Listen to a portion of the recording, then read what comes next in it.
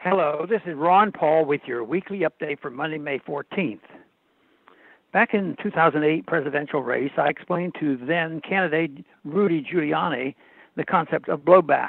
Years of U.S. meddling and military occupation of parts of the Middle East motivated a group of terrorists to carry out attacks against the United States on 9/11.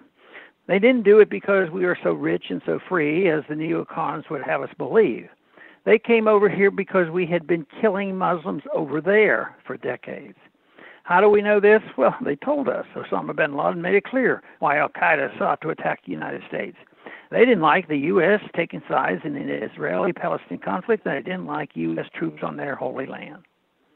Why believe a terrorist? Some responded. As I explained to Giuliani 10 years ago, the concept of blowback is a well-known in the U.S. intelligence community, and particularly by the CIA.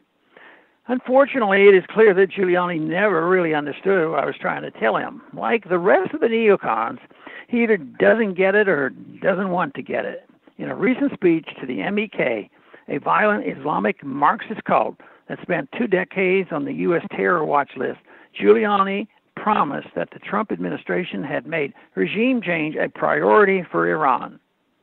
He even told the members of that organization, an organization that has killed dozens of Americans, that Trump would put them in charge of Iran. Giuliani shares with numerous other neocons like John Bolton a strong relationship with this group. In fact, both Giuliani and Bolton have been on the payroll of the MEK and have received tens of thousands of dollars to speak to their followers. This is another example of how foreign lobbies and special interest groups maintain an iron grip on our foreign policy.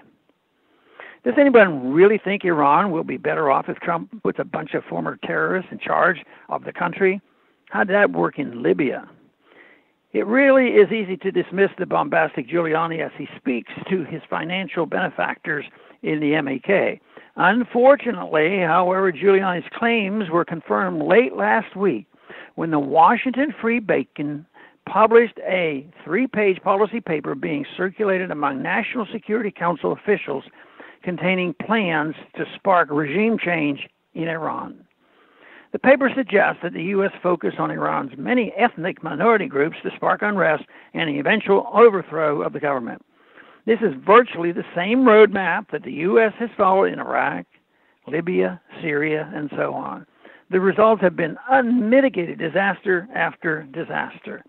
Unleashing terrorists on Iran to overthrow its government is not only illegal and immoral, it's also incredibly stupid.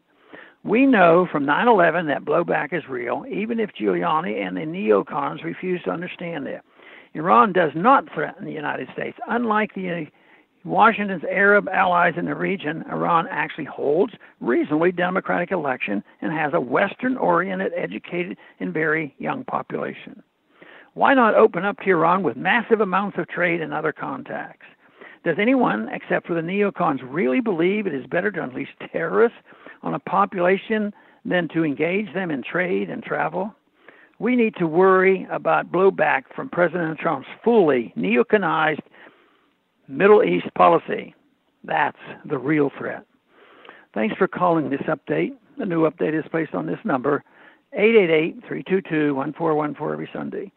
The written text can be found on my Ron Paul Institute website and at www.ronpaulinstitute.org and on my Facebook page. Thanks for calling.